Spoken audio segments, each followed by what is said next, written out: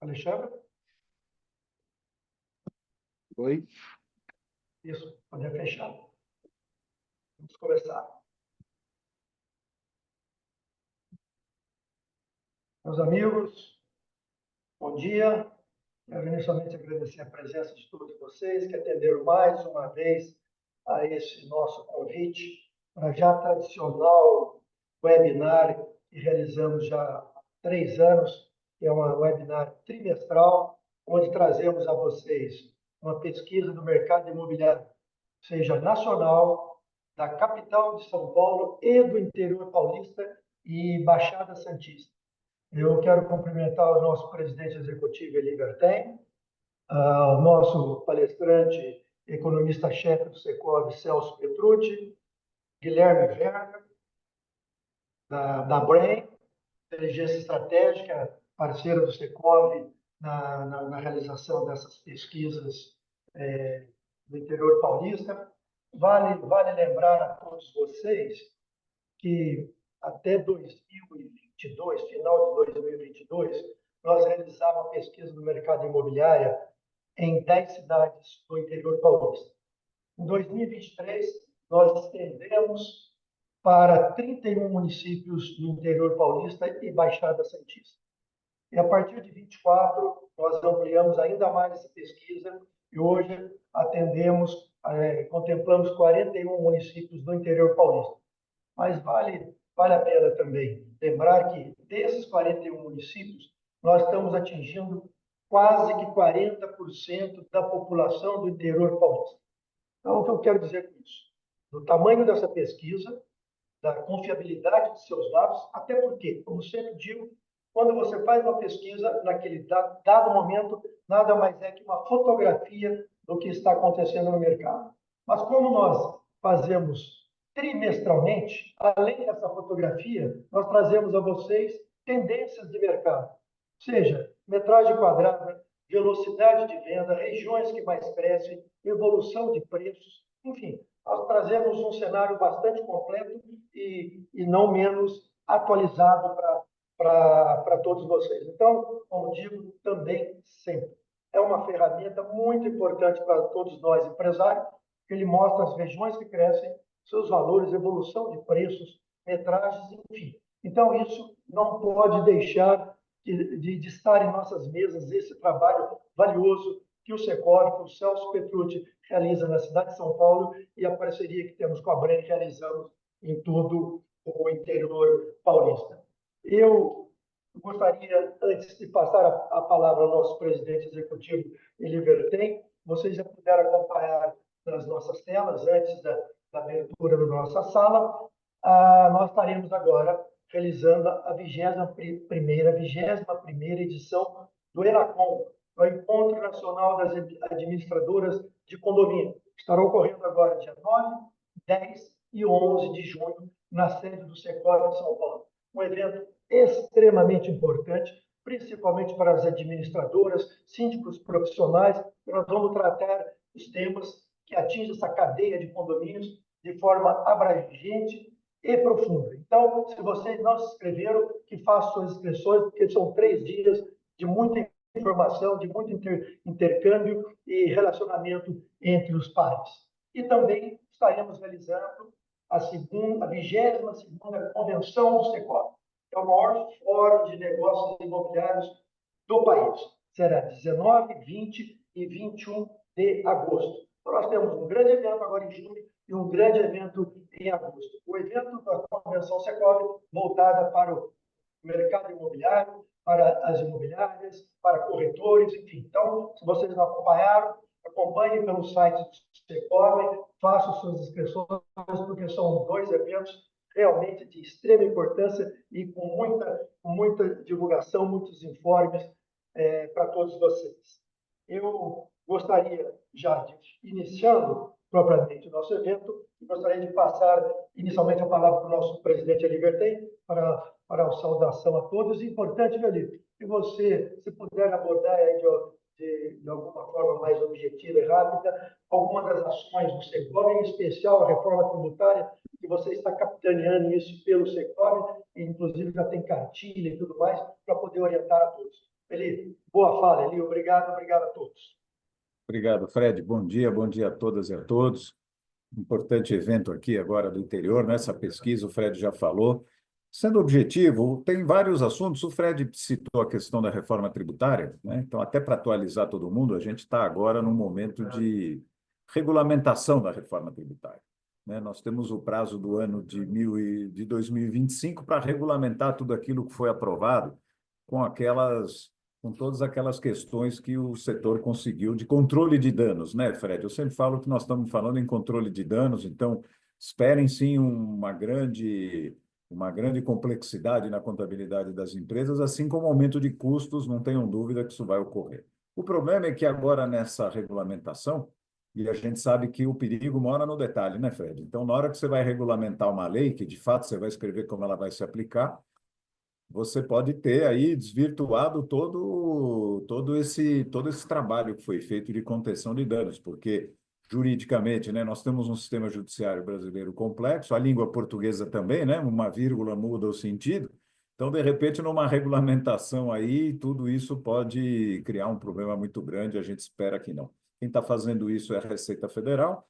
O Secov está participando deste grupo com os seus tributaristas, todo mundo desse grupo que foi formado dentro da Receita. Mas é interessante também notar o seguinte: nós já estamos no dia 5 de junho, tem que começar a valer do dia 1º de janeiro e o governo não conseguiu fazer absolutamente nada até agora. Não tem um sistema pronto, não tem uma minuta de sistema, não tem nem minuta de regulamentações. Então, você veja que já perdemos aí, o país já perdeu um semestre inteiro para aplicar. E a lei exige que, a partir de 1º de janeiro, as empresas já façam determinadas atividades que não está regulamentado, e se não fizerem, já estão sujeitas à multa, né? Ainda que não tenha imposto para pagar, mas só de não fazer os critérios contábeis já tem aí sujeito à fiscalização e multa. Então, para a turma perceber que nós não estamos vivendo um bom momento, né, em termos vamos dizer, administração, né, de gestão boa do governo federal. E também, para ajudar um pouco as empresas associadas, o Secov, aí junto com a Abrainc, junto com a Elo, né, desenvolveu aquela cartilha, que acho que todos já conhecem. Se não conhece, Simone, por favor, depois você põe o link aí. É uma cartilha de orientação para as empresas associadas, é exclusivo das empresas associadas, foi feito pelo o Rodrigo Dias, que é o nosso tributarista, com análise também do Ricardo Lacaz, que é outro tributarista, e é uma ferramenta muito importante para as empresas. Essa cartilha, só para a turma entender, ela é bem específica assim para a empresa, bem detalhada, bem desenhada.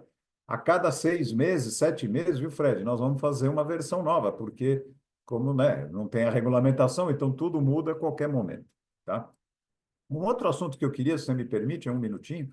O Secov está fazendo um trabalho muito grande, muito profundo e muito importante com a questão do funding imobiliário.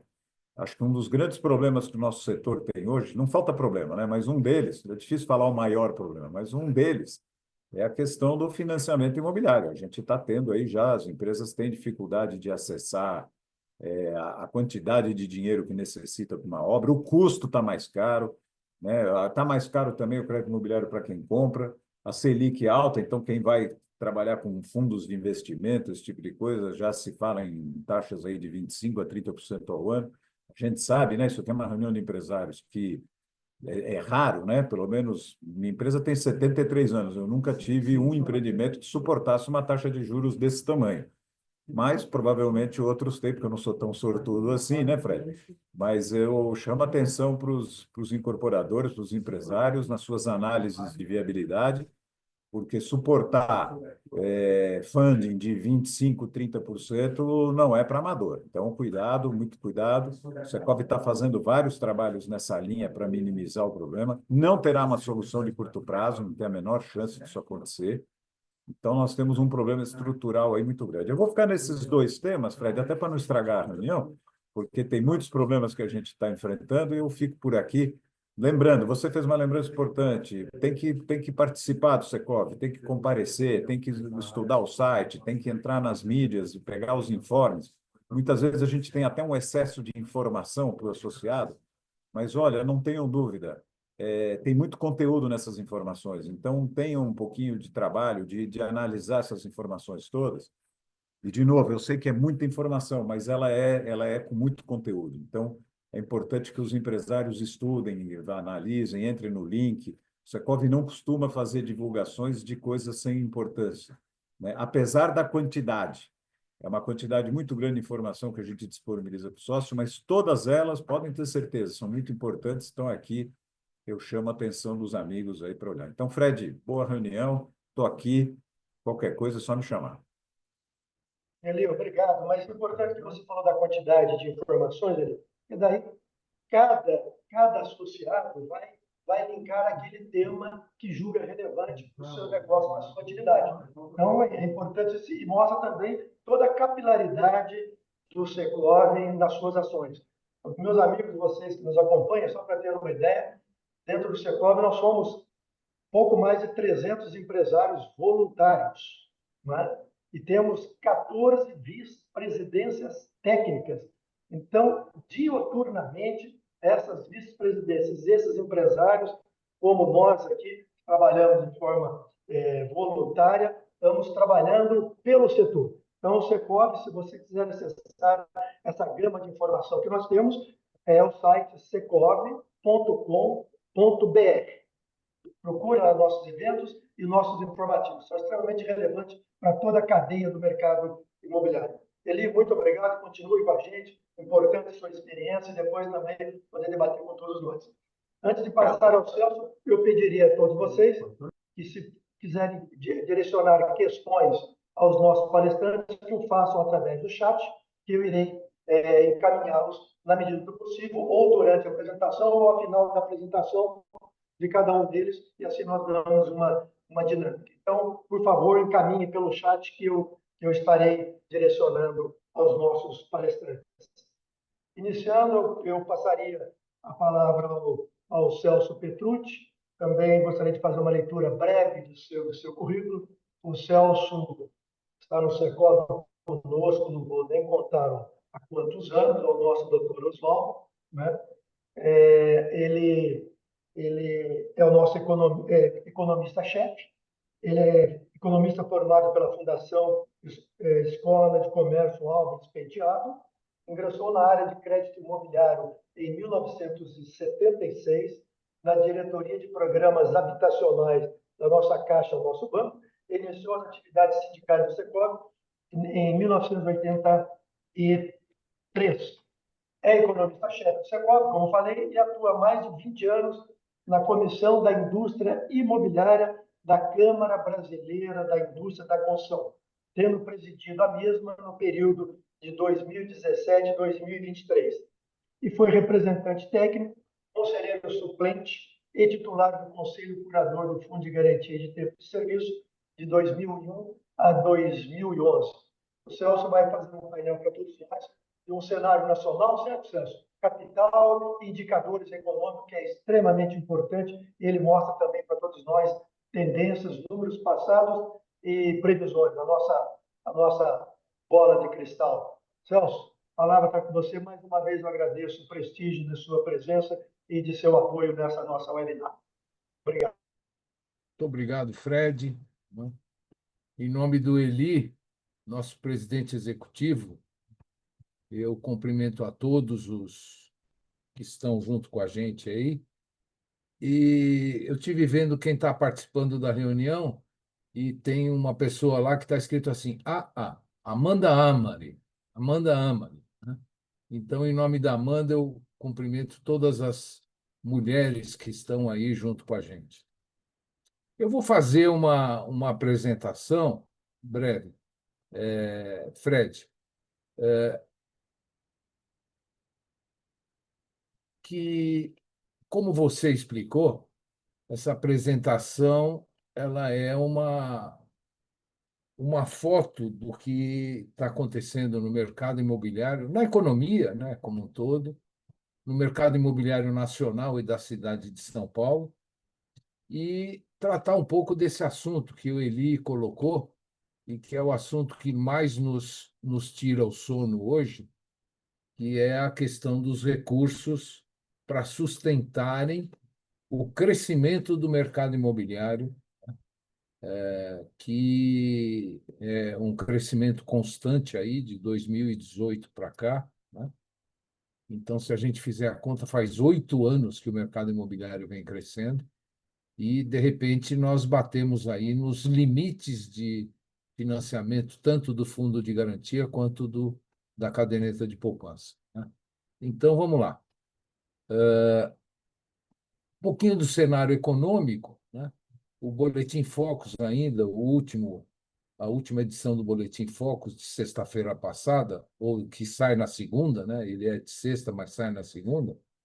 Segunda agora, dá uma previsão de crescimento aí para o país em torno de 2,1%, né? Mas já tem muitas casas e muita crença de que o PIB do Brasil poderá chegar aí a 2,5%, né? Ou até um pouco mais que 2,5%. É o que tem indicado, inclusive, o IBCR, que é aquele indicador antecedente do Banco Central, né? Muito puxado pelo agronegócio, né? Que está muito forte no país, né? Ou seja, nós vamos ter um PIB muito parecido, um pouco menor que os últimos 3 anos, né? Mas vai ser um PIB significativo ainda. A construção civil, a última projeção a última estimativa da CEBIC aponta aí para um crescimento de 2,3%. Aqui o IPCA que está alto, né? Está muito alto, mas com projeção de chegar ao final do ano a 5,46%. E o INCC, que em abril apontou aí 7,54%, faz parte do custo mais alto que o Eli colocou aí no início da participação aí dele no nosso webinar. Nós, francamente, acreditávamos até um mês atrás, pouco mais de um mês atrás, que a taxa de juros chegaria a 15%. Hoje já existem dúvidas, né? Já existem dúvidas no mercado de que o Banco Central vá aumentar mais 25 pontos na taxa de juros, né?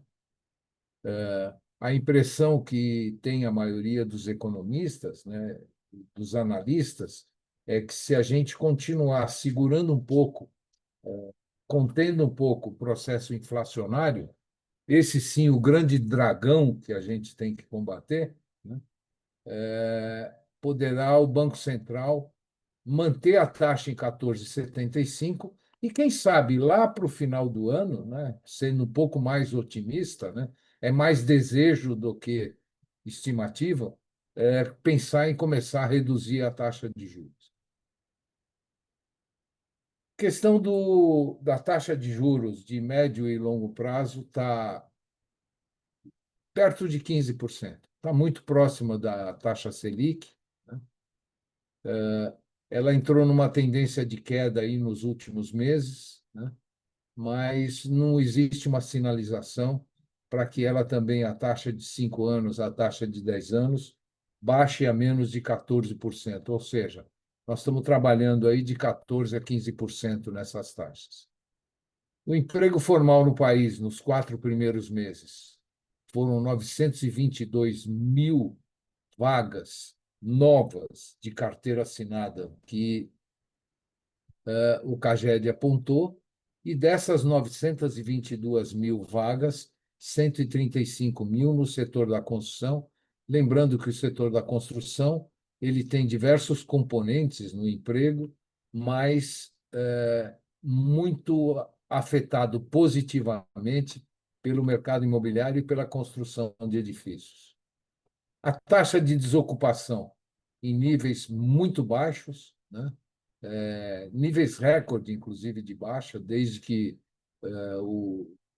o indicador foi criado lá em 2012, se não me engano, né? Ou seja, nós estamos com uma geração de emprego boa e estamos com uma taxa de desocupação baixa. É isso que está se sentindo, não só no mercado de construção, mas é o que está se sentindo. A gente vê reclamações na indústria, vê reclamações no comércio, vê reclamações no serviço de falta de mão de obra, né? O Brasil está, vamos dizer, quase, né, o que a gente poderia chamar de pleno emprego ou muito próximo ao pleno emprego, né? Os nossos indicadores imobiliários de 221 cidades, que, juntamente com a ABREM, a Câmara Brasileira da Indústria da Construção, ela captura esses dados para nós, né? Mostraram que no primeiro trimestre desse ano, né, nós tivemos um crescimento de lançamentos em torno de 15%, né? São esses números aqui, nesse gráfico, né? Foram 84 mil unidades lançadas, né? Um acumulado no ano de VGV de quase 50 bilhões e um crescimento também nas vendas de 15%, né? Com um acumulado de VGV no ano de 60 bilhões. As curvas anuais continuam muito fortes, né? Vocês vejam que a curva laranja, que é a curva de vendas, ela vem num crescendo aqui desde o ano de 2023 e ela aponta para cima.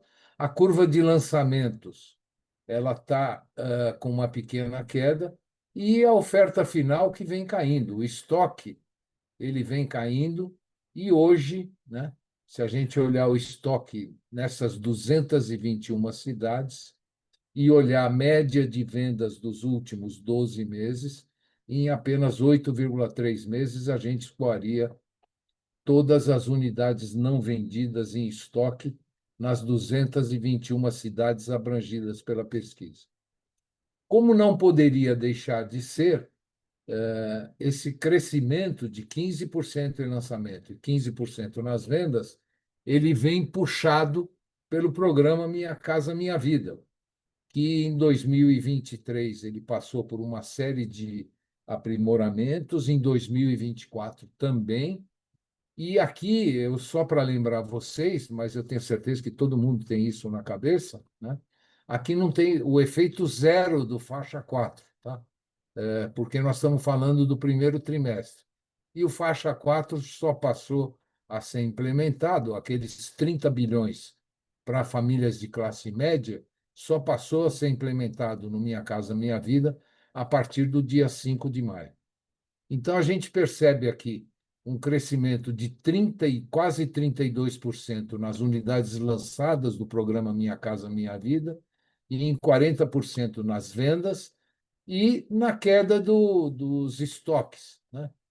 Também aqui, né, se vocês olharem a curva, se vocês olharem, desculpa, o tempo de escoamento da oferta, né, vem caindo trimestre a trimestre e aquele escoamento de oferta, que, de maneira geral, é de 8,3 meses, né, quando a gente olha só o Minha Casa Minha Vida, ele é de 6 meses e meio.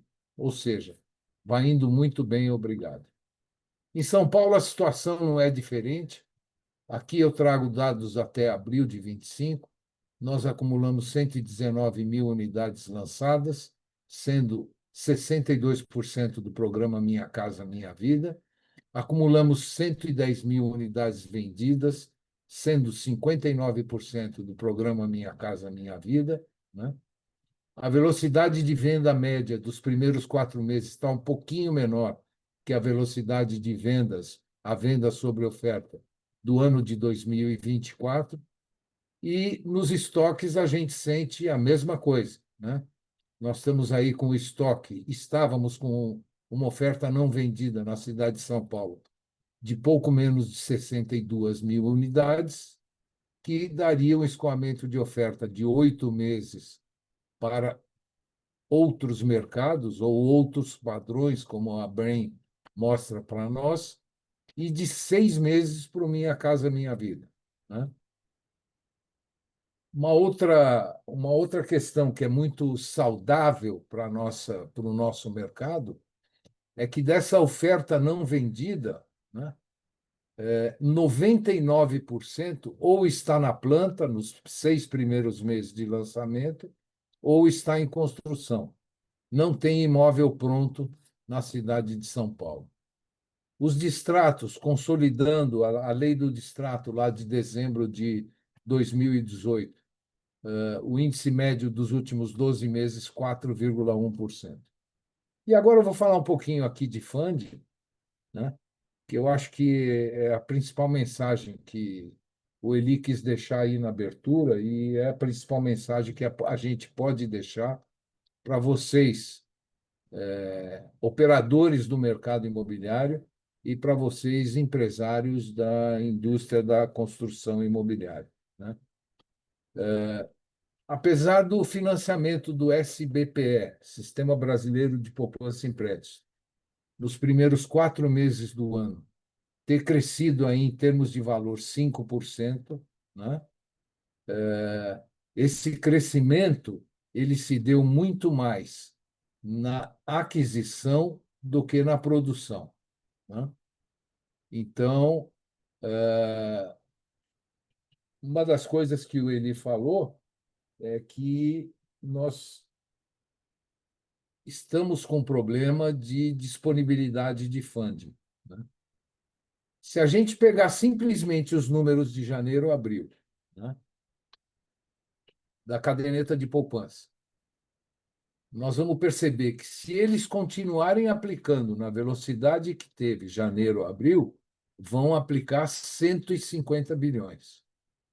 E fazendo o mesmo exercício, se eles aplicarem 150 bilhões, nós vamos perceber que os financiamentos para a produção, os financiamentos destinados ao plano empresário, os financiamentos para a construção, eles não devem chegar a 20 bilhões de reais durante esse ano. O que significa isso? Significa que nós temos aqui, nos anos de 2021 a 2023, uma média de 41, 42 bilhões por ano.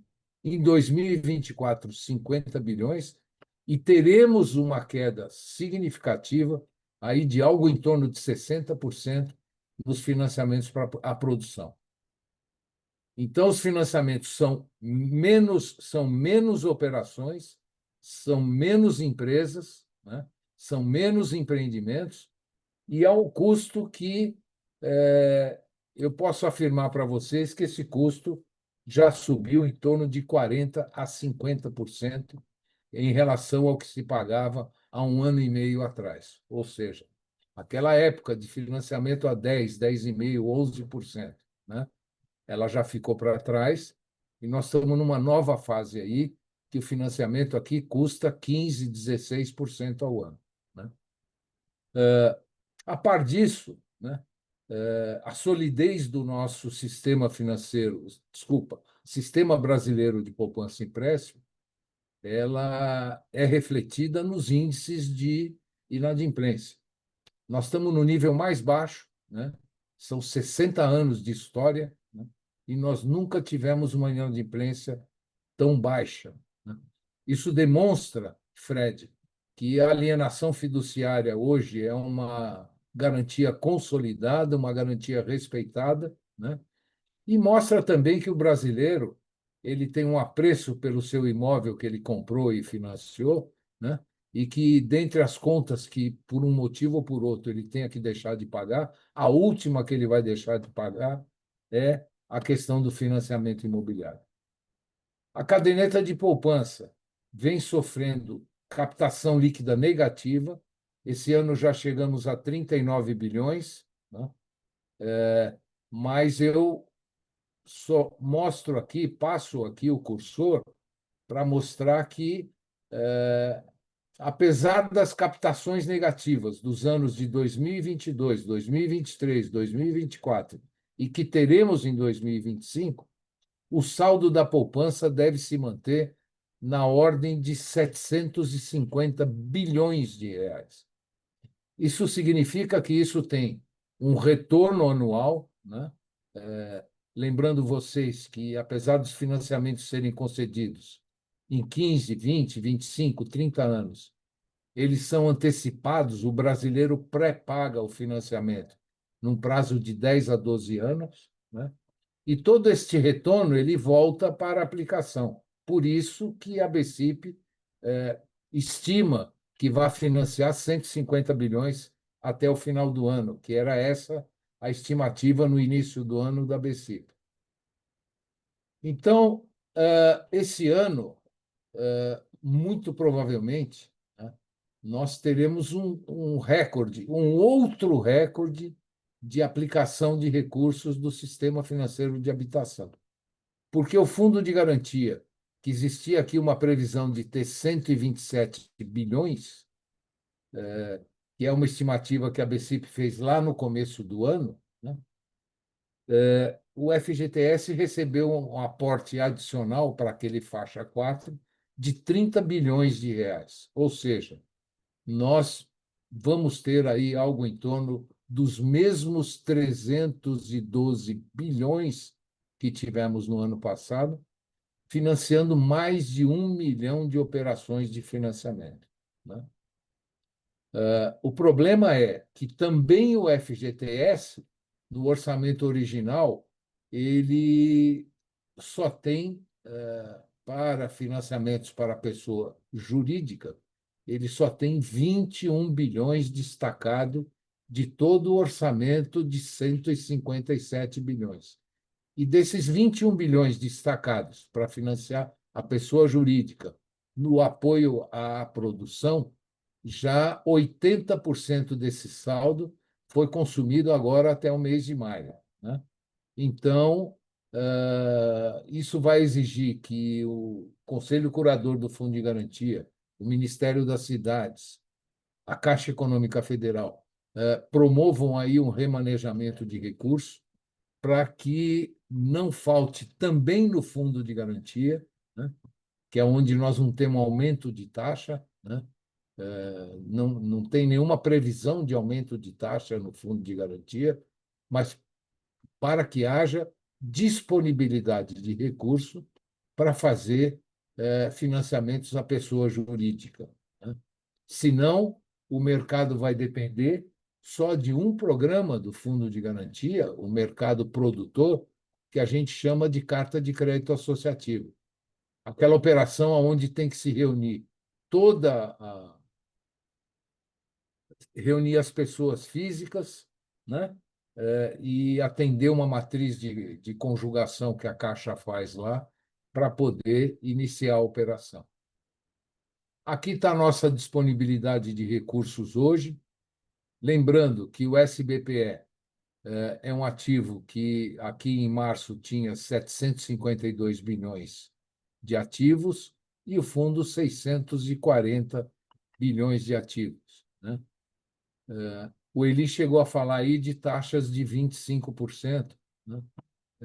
É o cuidado que a gente tem falado para as pessoas. É muito bom você fazer operações de fundo de investimento imobiliário, de certificado de recebível imobiliário, operação do mercado de capitais.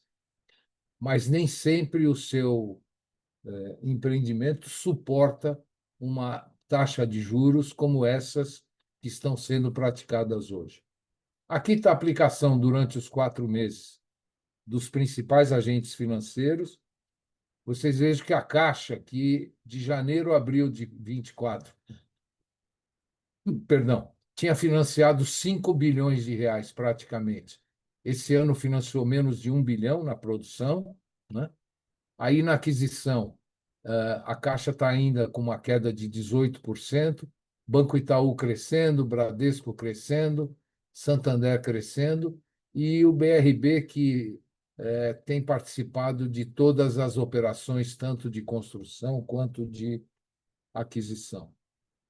Aqui, para as pessoas que não conhecem, né, a distribuição da exigibilidade da caderneta de poupança, né, daquele saldo de 750 bilhões, eu não vou entrar na parte técnica, mas, em tese, 65% tem obrigação de sempre estar aplicado, né?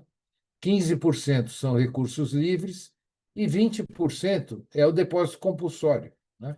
Ou seja, o Banco Central detém 150 bilhões de reais dos bancos que têm operação de crédito imobiliário, retém no seu cofre algo em torno de 150 bilhões. E essa é uma das iniciativas que a gente já essa já tem mais de um ano, né, que a gente vem pedindo que parte desse compulsório possa ser liberado para a gente voltar a ter dinheiro à taxa regulada. Dos 65% de financiamento, no mínimo 52% tem que ser feito na taxa de juros até 12% ao ano, perdão, e 13%, 52% na taxa de juros regulada e 13% em taxa de juros livre, né? Um dos fundamentos que o nosso mercado continua, vamos dizer, crescendo, né, aponta esse crescimento, não é o que a gente acha que vai continuar acontecendo, até por limite de recursos, né, é que os imóveis no país vêm se valorizando ano a ano acima do IPCA, né? Então, quando a gente olha aqui o indicador que a Fundação Getúlio Vargas capta junto com a ABCIP nos últimos 12 meses até abril, o preço do imóvel nominal de todos os financiamentos que foram concedidos cresceu 10,6%. Se a gente está com o IPCA em torno de 5,5%, né, nós temos aí um ganho real no preço de 5% nos últimos 12 meses. Era isso que eu queria falar para vocês. Eu continuo com a expectativa, Fred e Eli, que o mercado desse ano vai ser muito parecido com o mercado do ano passado, em número de unidades, por conta que nós vamos continuar um crescimento do programa Minha Casa Minha Vida e nós vamos ter um pouco de efeito desse aumento da taxa de juros, dessa limitação de crédito nos outros padrões e nos outros mercados. Então, eu acredito que, em número de unidades, a gente possa até acompanhar o ano de 2024, mas a gente já vem sentindo que outros mercados vêm perdendo um pouco a força em relação ao primeiro trimestre lá de 2024. Queria agradecer a atenção de vocês e ficar aí ao final, depois que o nosso amigo Guilherme fizer a apresentação dele, à disposição de vocês para responder alguma questão. Muito obrigado. Celso, obrigado. Antes de eu passar por ele, caso ele tenha alguma observação a fazer, mas, Celso, eu gostaria de contextualizar com você aqui, logicamente, é bola de cristal. Ouvindo a sua apresentação, Celso, o que acontece? Hoje, Minha Casa Minha Vida, ele vai atender empreendimentos até R$ 500 mil. Bem, tirando os grandes centros, São Paulo, Rio, R$ 500 mil no interior de São Paulo, interior do Brasil, você consegue atender uma classe média, média e classe média baixa e classe média, média, com produtos aí de apartamento de 70, 80 metros quadrados, enfim. Qual a minha questão, Celso? Minha Casa Minha Vida. Subindo esse patamar, não vai aliviar a pressão sobre o SPPE? Ou o que eu quero dizer? Uma captação menor de recursos no SBPE e uma pressão maior no Fundo de Garantia de Tempo de Serviço. Isso é uma questão. A outra, como você falou, como nós estamos em pleno emprego, qual é a via desses recursos? Logicamente, aumentar a captação de recursos do Fundo de Garantia pelo pleno emprego. Então, você não acha que os recursos de fundo de garantia, eles tendem a aumentar por conta da Minha Casa Minha Vida, já que a Minha Casa Minha Vida hoje é 50% do mercado nacional, aliviando a pressão sobre o SBPE, por consequência, também acelerando a retomada de financiamentos para a classe média, média acima, nos grandes centros e também no interior? Você não acha que vai ter uma mudança de patamar com faixa 4? O Fred, deixa eu explicar uma coisa para quem está assistindo a gente, que eu acho até bom explicar. A faixa 4 não financia a produção, tá? A faixa 4, o problema que nós temos hoje é o financiamento para a produção. A faixa 4 financia a 10% ao ano as pessoas físicas, tá? E não com o Isso dinheiro responde, do Fundo de Garantia, mas com o dinheiro do pré-sal, né? isso responde em parte à sua pergunta. Ajuda muito a classe média, porque a taxa no banco está próxima a 12, está 13, está 14, e aqui tem taxa a 10. Mas ele é limitado, são 30 bilhões. Tá? Né? Foi 15 do pré-sal mais 15 do fundo de garantia, a 10% ao ano, repito. Isso é uma coisa. A segunda coisa é que o orçamento do fundo de garantia, aquele que apareceu nas apresentações aí na apresentação de 127 bilhões, e que depois vieram esses 30 bilhões do faixa 4, ele já é o orçamento máximo que suporta o fundo de garantia, porque eu não quero entrar na tecnicidade das coisas, tá?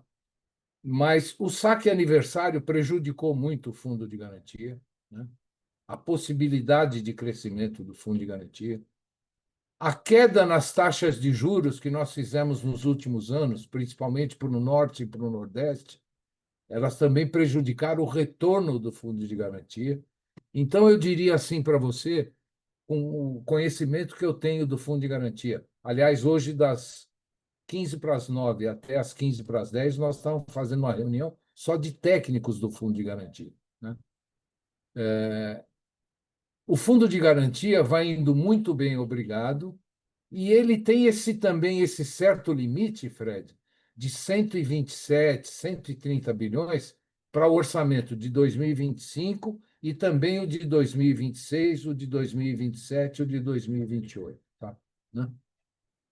Pode ser até, não é impossível, que haja algum tipo de suplementação. Mas a gente que trabalha com isso há algum tempo, a gente prevê muito mais um remanejamento entre as áreas do fundo, o dinheiro para mobilidade urbana, o dinheiro para saneamento que não foi utilizado, sendo trazido aqui para a área de habitação. Eu espero, com isso, ter respondido sua pergunta. Né? Nós temos que preservar a saúde financeira do fundo de garantia. Lembrando que o fundo de garantia, a partir desse ano, Fred, por conta daquela decisão do STF, ele tem que distribuir a rentabilidade, o IPCA vai ser disponibilizado na conta das pessoas. É isso. Obrigado, Celso. Ele alguma consideração ou avançamos? Não, pode avançar, mas eu queria depois o Celso, nas considerações finais, que trouxesse, por favor, Celso, aqueles 3, 4 pontos, de forma bem resumida, do que o Secov está fazendo tecnicamente para melhorar o funding. Porque os associados aqui os empresários têm que entender o que está sendo trabalhado no sentido de enfrentar essa dificuldade. Perfeito. Perfeito. Importante isso. Muito bem. Na sequência, passaria a palavra ao Guilherme Werner. Ele é sócio consultor da Brain Inteligência Estratégica, especialista em planejamento e gestão de negócios pela FAI, graduado pela Universidade Positiva em Comunicação Social, tem formação complementar e ampla experiência nas áreas de gestão e planejamento estratégico, pesquisa de mercado, incorporação de edifícios e desenvolvimento urbano.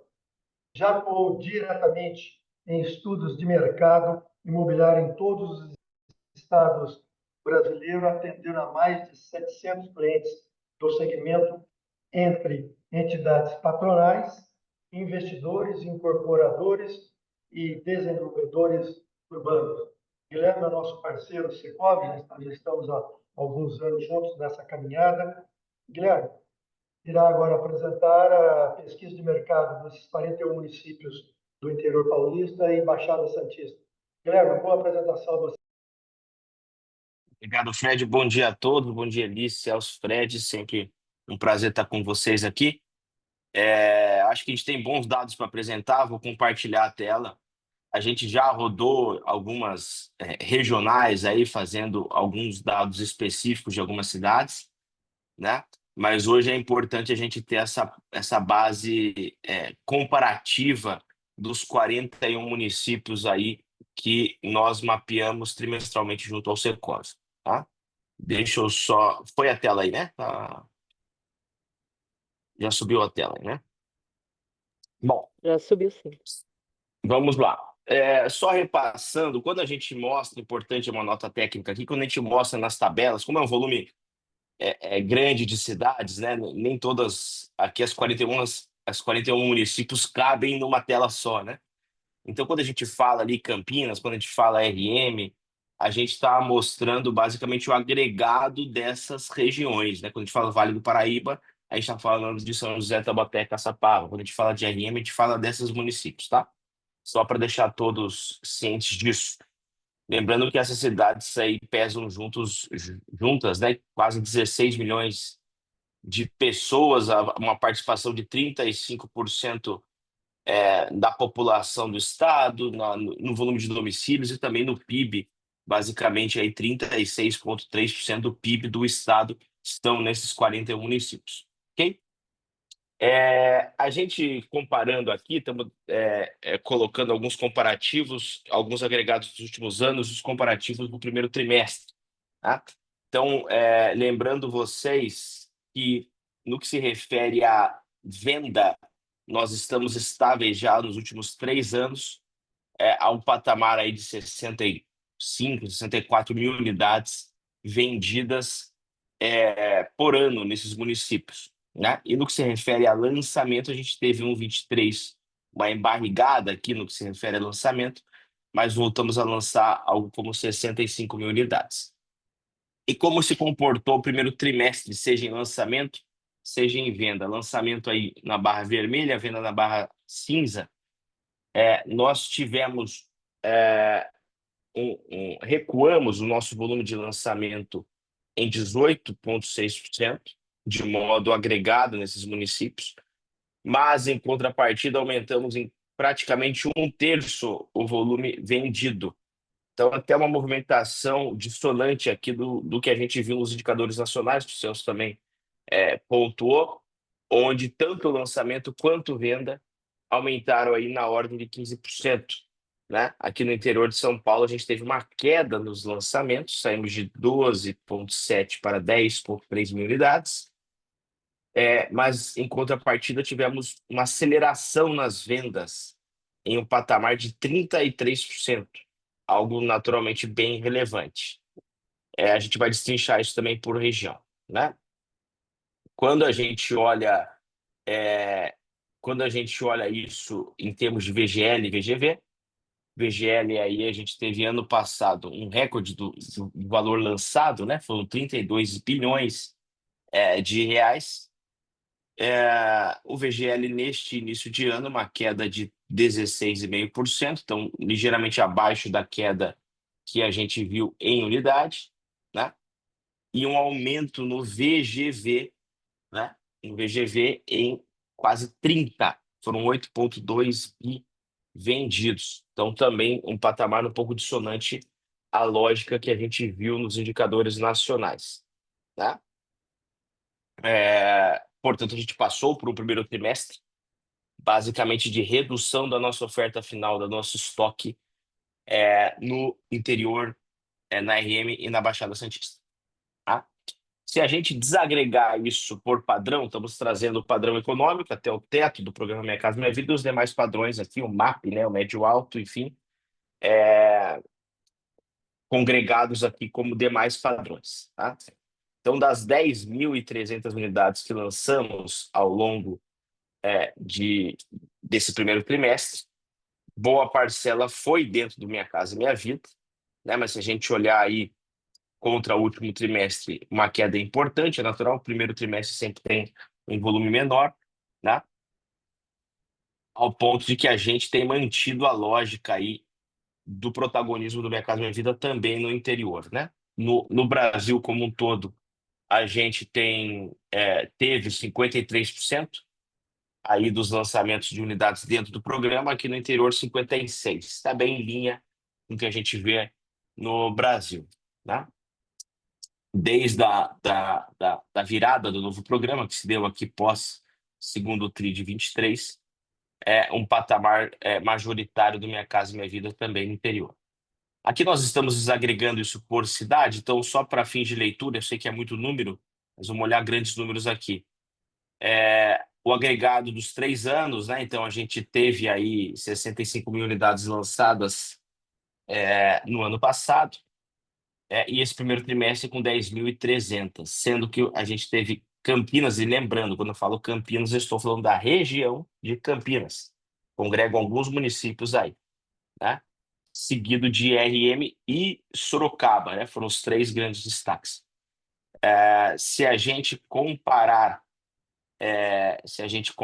aí as regiões, está dando lá uma queda de 18%, como eu falei, né? E se a gente comparar o quarto TRI de 24, uma queda de 47%. Poucas regiões, tal como, por exemplo, Baixada, que tiveram um aumento aí no primeiro trimestre, até a despeito da sazonalidade de veraneio também, né? No acumulado hoje, em 12 meses, nós estamos num patamar de 63 mil unidades lançadas, sendo que a região de Campinas, ela representa 20% desse indicador como um todo, atingindo mais de 13 mil unidades, tá? Quando a gente desagrega e mostra que 56% do mercado hoje do interior como um todo é Minha Casa Minha Vida, a gente vê que em algumas regiões nós temos mais, algumas regiões nós temos menos essa proporcionalidade, né? Se pegar a própria RM de São Paulo, do que foi colocado nesse início de ano, 92% foi dentro do programa, né? Piracicaba 100, em algumas outras regiões aí isso se inverte, né? Por exemplo, o ABC basicamente foram unidades fora do programa, né? Foram unidades de mais padrões compactos, médio ou alto padrão, tá? Mas o protagonismo aí do Minha Casa Minha Vida, ele se estende praticamente por todas as regionais e todas as regiões mapeadas aqui. Em VGL, naturalmente, até pelo menor ticket, né? O impacto do Minha Casa Minha Vida é menor, a gente lançou 5,3 bi, né, nesse início de ano, então uma queda expressiva de lançamento. Ano passado, de 23 para 24, tivemos um aumento de 20%, praticamente, só para relembrá-los. E aí, em VGL, né, em valor geral lançado, o Minha Casa Minha Vida tem um peso aí próximo, sempre a 30% do que é colocado na praça, tá? Sendo que em VGL a queda foi de 16,6 e não de 18, né? Como a gente viu em unidades. Significa dizer que o ticket médio nosso se elevou um pouco aí, tá? Poucas regiões tiveram aumento se comparado o primeiro TRI de 24 com o primeiro TRI de 25, né? O caso de Barretos, é o caso de Bauru, é o caso do Grande ABC, enfim, tá? Jundiaí, né? Tinha lançado muito pouco ali, primeiro TRI de 24, aí que teve um aumento expressivo. E os 28% de VGL do Minha Casa Minha Vida dispersos desta forma, tá? Vendas. Lembrando que nós, de 23 para 24, andamos num platô, né? Andamos de lado. E vocês vejam que o gráfico de vendas, quando a gente desagrega isso de forma trimestral, a gente já está no mesmo platô de vendas. É um gráfico bem menos volátil, bem mais flat, né? Com raras exceções aqui. Mas nós estamos já desde o segundo trimestre do ano passado no mesmo platô, um patamar aí de 17 mil unidades médias vendidas por trimestre, tanto nos padrões de médio, alto padrão ou compactos, quanto também no Minha Casa Minha Vida, né? Vendendo algo como 8 mil unidades aí por trimestre.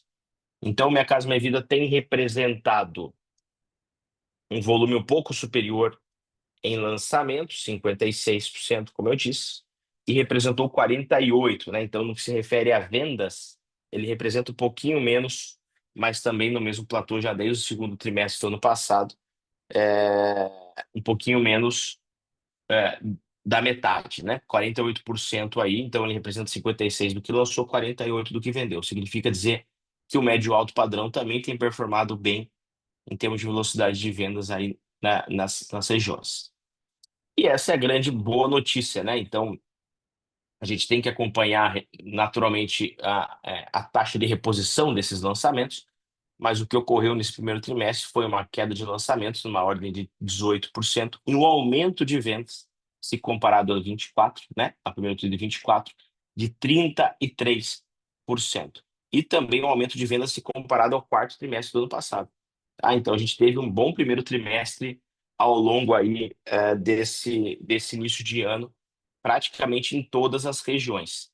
Né? Se a gente olhar aqui, comparando o trimestre de 24 com o trimestre de 25, uma queda só expressiva em Marília, Prudente, Jundiaí, basicamente no mesmo platô, coisinha pouca, né? Uma queda de 2,8, e Franca, né? E Barretos. Todas as demais regiões, aumentos expressivos. Veja mesmo o Ribeirão, né? Um aumento de 87%. Rio Preto, né, que tivemos aí há pouco tempo lá em Rio Preto, um aumento de 48%. Sorocaba, 35%. Próprio Vale do Paraíba aí, Fred, 27%, né? Então, várias regiões performando bem em venda, se comparado ao primeiro TRI de 24 com o primeiro TRI de 25. Lembrando que, na média, um aumento de 33%, tá? Quando a gente vê isso desagregado no Minha Casa Minha Casa Minha Vida representando 48% das vendas, representou 56% dos lançamentos, e os demais padrões aqui 52% das vendas, né? Sendo que em algumas regiões o Minha Casa Minha Vida prevalece muito mais, né? Tal como Piracicaba, por exemplo, foi a região que mais se vendeu proporcionalmente Minha Casa Minha Vida ao longo desse primeiro trimestre. No outro ponto, a Baixada, naturalmente, é o oposto, né? O que mais se vendeu foram demais padrões aí no primeiro trimestre. Em termos de VGV, só para relembrá-los, tivemos aí, ao longo de 24, 30 bi, né? Só nesse primeiro trimestre aqui nós tivemos uma proporção quase igualitária, só que em VGV estamos falando de 26% orientado ao Minha Casa Minha Vida e os outros 76, né? 74, perdão, orientados aos demais padrões. O aumento de VGV foi de 28% comparando o primeiro TRI de 24 contra o primeiro TRI de 25. Então, em unidade, tivemos um aumento de 33, em VGV, um aumento de 28, né? Vendemos aí 8,2 bilhões de reais ao longo do primeiro trimestre nesses 41 municípios. Um protagonismo importante na região de Campinas, novamente, um aumento de 70%, 1,7 bi, né? RM de São Paulo, 1,5 praticamente, um aumento de 30%. Poucas regiões reportando um encolhimento aqui no VGV, né? O Guilherme, Franca. Oi? posso Por só favor, chamar a Celso. atenção para a região metropolitana de Campinas, que nós pegamos, se não me engano, são 6 cidades que a gente pesquisa. Isso. Posso até voltar aqui, a gente nomina. É que eu estou vendo, né? Eu costumava falar, né? Eu brinco sempre com a Kelma, né? A nossa regional lá de Campinas, e Campinas é um mercado de 5 bilhões, né? E Uhum. pouco mais, né? Campinas, Hortolândia, Bragança, Indaiatuba, Sumaré e Valinhos. Mas você olhando Isso. o VGV hoje, né? Se você puder voltar lá Ah, e a gente anualizar, já está um mercado aí de quase 7 bilhões de reais, né? aqui anualizar nos últimos 12 meses, 6 6,1. bilhões, 6 bilhões, 6. né? Mas se a gente Isso. pegar o primeiro trimestre de 25 e a gente repetir os trimestres em 25 do que vendeu o primeiro, nós estamos falando aí de, né, chegar perto de 7 bilhões. Perto de 7 bilhões. Um Obrigado, incremento obrigado. importantíssimo. É ótimo, né? Ótimo. E isso bem pulverizado entre econômico e médio alto, né? Campinas em si, muito do médio alto, e a RM aí orientado ao econômico. Lembrando também, só uma parte aqui para Campinas, né? Só para enaltecer ainda mais a região, que Campinas é o epicentro aí do desenvolvimento urbano também do Brasil, lá nos indicadores que a gente faz para ela aí também, né? Para o Caio. Que o estado de São Paulo, só relembrando, tem seus 35% a 40% do Brasil, no indicador nacional, no que se refere ao mercado de loteamentos, e a região administrativa lá de Campinas, que daí congrega não mais do que esses 6 municípios aqui que a gente está falando, a gente está falando de outros tantos mapeados lá, né? Nova Odessa, Americana, Santa Bárbara, mas teria ali mais ou menos 40% do mercado do estado. Então, região de Campinas para loteamento tem mais ou menos 15% do mercado nacional, né? Então, só para mostrar a pujança da cidade para além aqui da incorporação. Bom, no acumulado, vejam que nós estamos aqui, esses gráficos mostram bem, né? Os gráficos acumulados mostram bem uma estabilidade no que se refere à venda, né? Trimestre a trimestre, nós estamos já numa estabilidade no que se refere à venda, e esse primeiro TRI, a gente teve uma tendência importante aqui de aumento de vendas, ao ponto que a gente estava aqui lançando mais do que vendendo nos últimos momentos, e agora que nesse início de ano a gente vendeu mais do que lançou. Uma queda de lançamento e um aumento de venda, né? No Minha Casa Minha Vida, que é um extrato só, um recorte apenas do Minha Casa Minha Vida, a gente teve um aumento expressivo de lançamento ao longo de 24, né? Sobretudo no segundo semestre de 24. Estabilizamos aqui nas 35 mil unidades, e esse aumento de lançamento deu um soluço aqui, né? Sempre tem um soluço entre lançamento e venda. A gente já precificou essa venda num patamar superior também, diminuindo esse delta entre lançamento e venda aqui no gráfico, ok? Em VGV, estamos lá com 32 bi, né? Num acumulado em 12 meses, de vendas, e 31,4 de lançamento. Estamos vendendo mais do que lançando em dinheiro, em valor.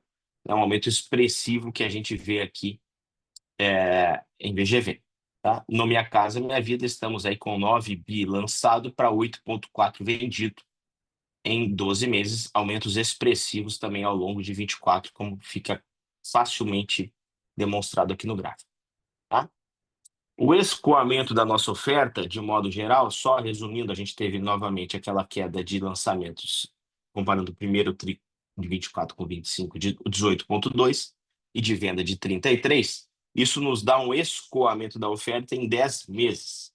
Né? Temos aqui esse escoamento da oferta em patamar ligeiramente superior à média brasileira, lá que está em 8,3, né? E no Brasil, se a gente fragmentar só o Minha Casa Minha Vida, em 6,5, né? Então, a gente tem aqui alguns municípios que passam ali dos 10 meses, dos 12 meses, que seria um patamar bom, né? A gente tem que acompanhar, mas a média geral está nos 10 meses, que é aí um pouquinho acima da lógica nacional, né? Guilherme, ali Araçatuba, que número é aquele? 27 meses.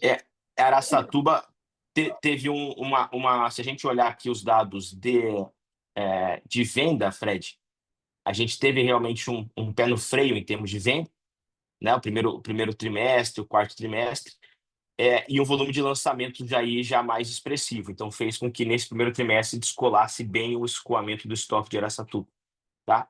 Que você vê que foi uma performance menor aqui, ainda que melhor do que o ano passado, mas para um lançamento mais importante, tá? Lançamentos estão aqui, né? Na verdade, não teve lançamento, né? Então, daí o estoque ficou estagnado na cidade, por assim dizer. Então, 700 unidades em 12 meses, praticamente. Que também tem aí até os próprios mercados de desenvolvimento urbano na cidade também está com escoamento de estoque um pouco mais lento, né? Se a gente olhar a região como todo, Birigui e etc. Vamos aqui. Bom, então a gente fechou o ano só para dar... Fechou o ano, perdão. Fechou o primeiro trimestre, só para dar os grandes números, com 1.700 empreendimentos, né, que trouxeram para o mercado, na sua tabela zero, 265 mil unidades, restando à venda em oferta final 57.500 unidades. Então, hoje, a oferta final só da cidade de São Paulo, que o Celso acompanha lá, é superior, né, Celso, a toda a soma desses 41 municípios aqui, né?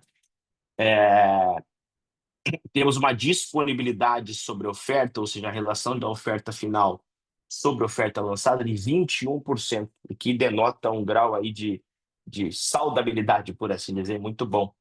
né, até 25 aí muito bem aceito, de 25 a 30 também é bem aceito. Veja que em várias cidades a gente já figura abaixo de 20% dessa relação de disponibilidade. O que já, se a gente der zoom, né? Aqui a gente está olhando por cima da Copa das Árvores. Se a gente der zoom numa região para um padrão de produto, pode denotar até falta de imóvel, né? Como é o caso de Barretos, como é o caso de Jundiaí, que a gente sempre fala aqui, né? Marília, como é o caso de Rio Preto agora, que equalizou bem o seu nível de oferta final. Lembrando que alguns webinários atrás aqui a gente estava falando de Rio Preto em patamares de superiores a 3.000 unidades em oferta, né? 3.500. Hoje a gente está com 2.000, a gente equilibrou bem a nossa oferta final em Rio Preto, né? Como é o caso do Vale, como todo, Alfred, né? Abaixo de 20%. Então, a relação de disponibilidade sobre o que foi ofertado, apenas Araçatuba realmente está com um patamar superior a 30, né? Todas as demais, a relação do estoque da oferta final versus lançamento, muito bem equilibrado. Só para a apresentação que eu rodo para vocês aí é até mais densa, que a gente faz uma versão um pouco mais compacta também, né? A gente tem hoje um ticket médio no interior de 568 mil, né, de modo geral, tá? E o Minha Casa Minha Vida é um ticket médio de 260. Veja que só Jundiaí que está batendo na vírgula quase aqui, o faixa 3, né? O 349, 900, praticamente na vírgula, né? Todas as demais cidades ainda operando via de regra com tickets médios, o que seriam faixa 2 aí, né? Campinas não, Barretos não, mas enfim. Se a gente vê em metragem, hoje a metragem média 70 metros, né? Você me permite um É, comentário? por O, favor, volta, Celso, por volta, favor. isso aí, volta aqui. Isso mostra o acerto do programa Minha Casa Minha Vida, né? Porque são milhares de unidades vendidas, se não me engano, você usou um número de 8.000 unidades vendidas no trimestre aí, né? Isso aí, isso aí. E o ticket médio está em 259 mil. Em São Paulo, acreditem se quiser, o ticket médio é 262 mil. Para o ticket médio ser 259 para ser 262, é porque nós temos muitas unidades a 190, a 200, a 210, a 220, para compensar aqueles imóveis de maior metragem, melhor padrão, que são os do faixa 3. É só esse comentário, tá? Perfeito, perfeito. E se a gente relacionar a metragem também, né? Se você olha aqui, a metragem média é 46, né? A metragem ela é bem mais estática aqui. Tem algumas cidades que ainda estão com metragens médias superiores, ou a 50 em Prudente, 53 em Barretos, né? Mas metragens médias bem superiores à média da cidade de São Paulo aí, né? É, o preço médio, hoje nós estamos com um preço médio de 8.200 praticamente, né? Algumas cidades já operando em preços médios a 9, ABC a 9,5. É claro que quando a gente desagrega isso por padrão, esses preços também tem uma variação importante, né? Sobretudo se a gente for falar no luxo, no super luxo. Ontem mesmo estava vendo um dado de Campinas, estava com um cliente de Campinas, que opera no alto padrão. A gente vendo aí precificações de super luxo seria acima de 4 milhões, né?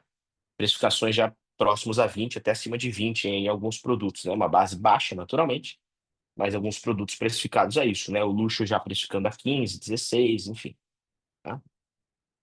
E o Minha Casa Minha Vida com preço médio de 5.700, sendo que Jundiaí é o preço mais descolado aí para cima, tá?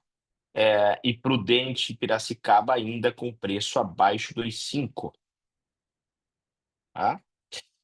Bom, gente, Fred, Celso, aí seria o que eu tinha para falar aqui. Eu estou descompartilhando, mas eu sigo à disposição para eventuais dúvidas e ponderações aí.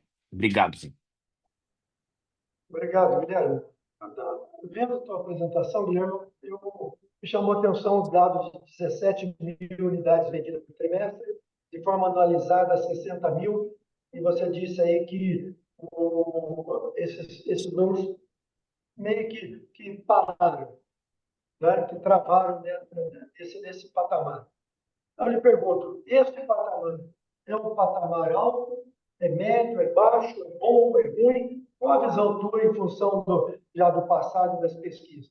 Se travar aonde está? Estamos travando uma alta num momento bom de mercado, de vendas, de lançamento? Qual é a sua visão? Eu acho que sim, Fred, porque se a gente olhar o gráfico de forma numa cauda mais longa, né, a gente teve um momento de pico e estabilizou num platô um pouco abaixo, mas se a gente olhar a cauda um pouco mais longa, a gente está em patamares muito superiores ao que a gente estava em 2020, 2021, né, ou sobretudo ainda antes da pandemia.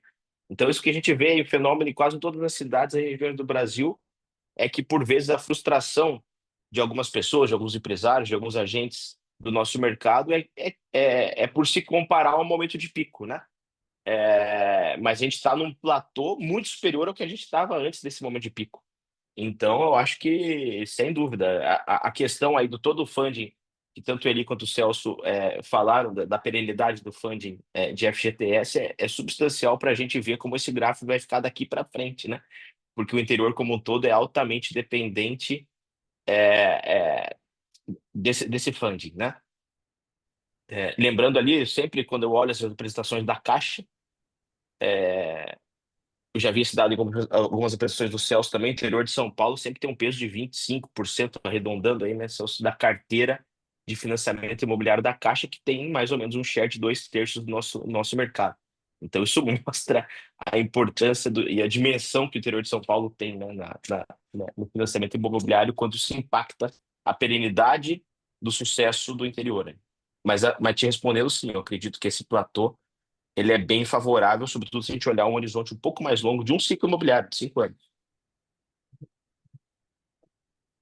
Tem uma pergunta aqui do Ives Nifando, eu acho que é endereçada aí ao Guilherme. Ele não tem só a pergunta, não tem sobreposição quando coloca a região metropolitana de São Paulo e a Grande ABC na mesma tabela? Não, não tem. É uma boa pergunta, mas não tem. Se vocês olharem ali a apresentação que receberão depois, né? O verão aqui na sequência, o slide 4 a gente coloca todas as cidades que são contempladas. Quando a gente fala RM, a gente está falando de Barueri, Cotia, Guarulhos, Mogi, Osasco e Santana do Parnaíba. Quando a gente fala ABC, a gente está falando de Diadema, Mauá, Santo André, São Bernardo e São Caetano. Tá? Perfeito. Ô, Eli, você tinha feito uns questionamentos, Celso, você quer retomar isso? Então, só para. Bom, primeiro, Guilherme, parabéns aí pelo trabalho e todo o time do Secov também. Na apresentação do Guilherme fica claro a questão do funding, né? Fica a necessidade, a pressão que nós vamos fazer, que o setor está fazendo, porque, como disse bem o Guilherme, né? Mudou de patamar, né? Vamos dizer assim. Tá? O mercado imobiliário, de fato, está num outro patamar. Ainda que ele caia, ou caia um pouco, enfim, ele não vai voltar a números de década passada. Então, essa questão do funding fica claro, assim como a taxa de juros e a atividade econômica, né, Fred? A gente, na verdade, não sabe exatamente o efeito, em que momento vai se dar o efeito real na economia real da taxa de juros, né?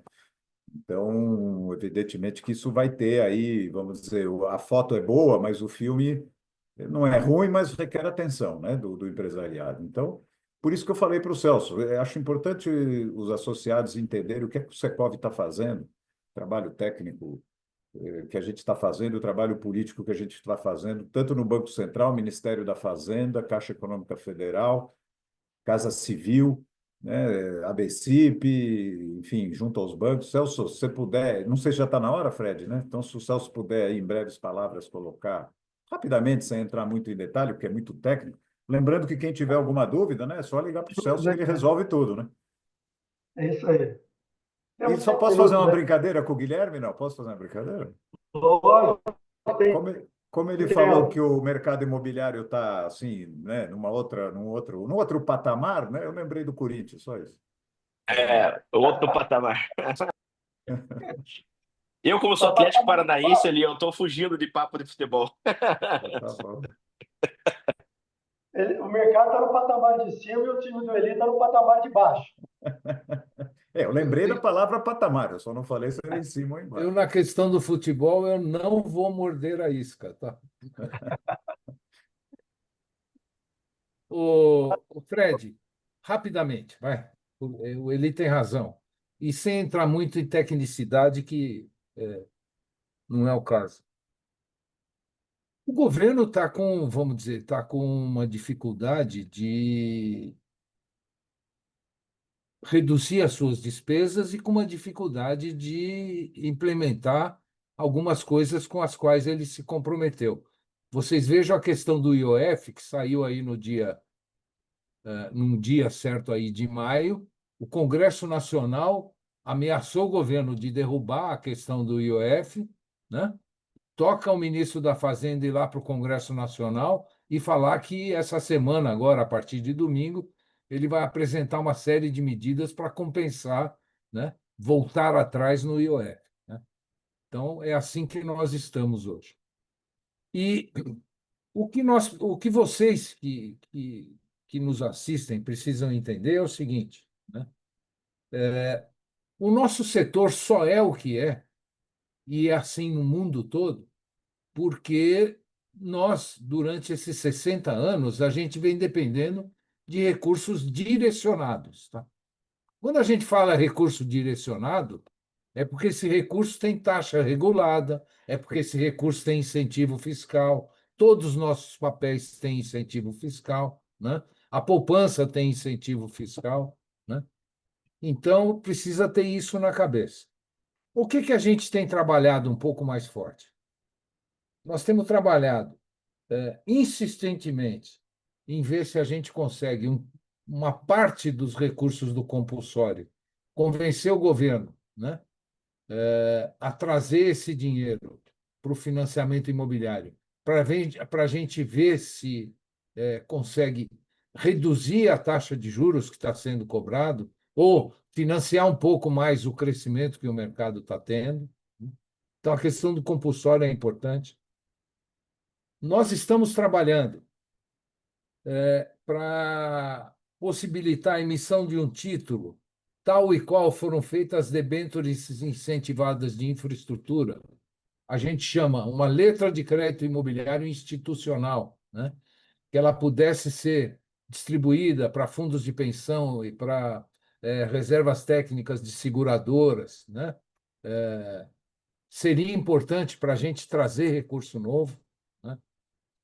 A gente está trabalhando no que a gente chama de caixa d'água, né?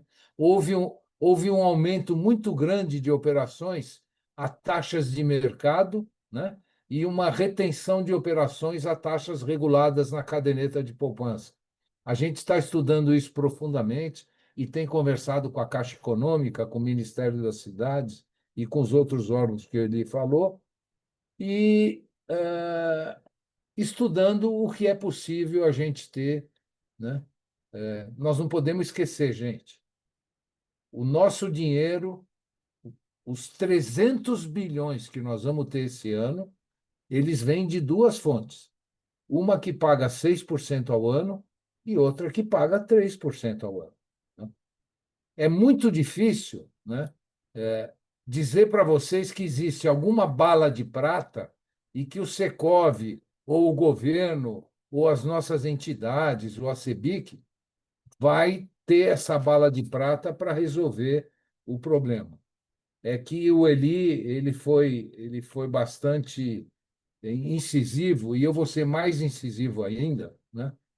Que desses 300 bilhões que nós temos, 300 bilhões que nós temos, para o mercado ficar mais ou menos equilibrado em termos de produção, a gente precisava ter 60 a 70 bilhões de financiamento para a produção. E nós estamos trabalhando hoje com um teto de 40 bilhões. Fred, é muito dinheiro que está faltando e não dá para pagar nesses 20 bilhões que poderão faltar, não dá para pagar 20, 25% ao ano, que vai prejudicar muito a saúde das nossas empresas, que a muito custo nos últimos anos vem se profissionalizando, vem crescendo, vem se tornando mais transparente, tem mais governança. Quer dizer, nós não podemos pôr tudo a perder por conta de uma taxa de juros que nós estamos pagando hoje no país. Eu acho que é isso, só para ficar como uma mensagem aí para todo mundo. Tá? Então, só complementar, Fred, pode? E, lógico, Isso que o Celso falou é muito importante. esse trabalho todo. E temos que entender também o seguinte: nós temos na questão estrutural, né, esse fundo que o Celso falou de 3% e 6%, que é o fundo de garantia, a caderneta de poupança, por mais que eles estejam, vamos dizer assim, no limite deles, nós não podemos esquecer o seguinte: não há solução para o comprador. E aí vamos pensar como empresário, Fred. Claro que para a produção é importante, falta dinheiro, mas o que não pode faltar é para o comprador comprar as nossas unidades, a nossa produção, tá certo? Na lojinha lá. Então, nós estamos. E não há como, tirando o fundo de garantia e a caderneta de poupança, de financiar o comprador em 30 anos com juros de 10, 12, 13, 14. Vocês imaginem, vocês, se a gente tivesse que financiar esse comprador com fundos imobiliários, LIG, CRI, CRA, todas essas outras ferramentas importantes também, modernas, importantes, mas elas não financiam um sujeito a 30 anos, não financiam a taxa fixa, é a taxa do dia. Então, vocês imaginem o drama que a gente poderia ter, nós empresários, poderíamos ter nas nossas lojas, nos nossos plantões de vendas, se a gente não tivesse ali o financiamento para o comprador. Então, nós estamos chegando num momento de funding, de problema de funding, que nós vamos ter que, estrategicamente, inclusive, sacrificar um pouco a produção para que o recurso fique mais para o comprador. Porque vamos combinar, empresarialmente falando, sem comprador não tem negócio, tá certo? E é ele que a gente tem que trabalhar. Então, a gente está focando muito nisso também, tá? Bem, amigos, nós estamos no nosso horário. Eu quero agradecer enormemente todos vocês que estão conosco até esse momento, vocês internautas, agradecer o prestígio da presença do nosso presidente executivo, Eli Berten, e dos nossos companheiros sempre, Celso Petrucci e Guilherme Verna, que trimestralmente nós trazemos a vocês essas nossas realizações. Eu, antes de finalizar, eu quero passar outros dois eventos. Em julho, 1 do 7, estaremos realizando um evento em Bauru, com a presença do vice-governador Felício Ramute. Estaremos também apresentando a pesquisa de mercado de Bauru e região. Então, encontro do mercado em Bauru no dia 1º de julho. E no dia 3 de julho, portanto, na mesma semana, estaremos em Campinas discutindo novos funds, recursos, taxas, enfim, investimentos, no seu site secov.com.br. Associe-se ao Secov também, acompanhe nossas realizações, nossos eventos. Será sempre uma alegria enorme recebê-lo nessas nossas realizações. Por fim, agradeço enormemente a participação de vocês, internautas, e os nossos aqui convidados de sempre. Tenham todos uma excelente semana e muito obrigado pela paciência até agora dedicada a todos nós. Um abraço, obrigado.